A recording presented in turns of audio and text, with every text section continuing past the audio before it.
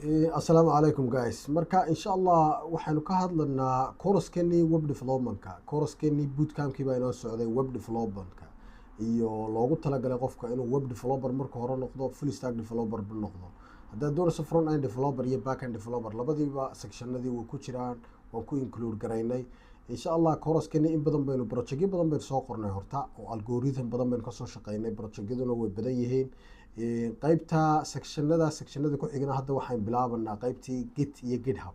Marka in badan waxaanu ka sheekaynaynaa git iyo github qofku siduu u baran lahaa, ani haddaad developer tahay sida aad developer kale ula shaqayn lahayd.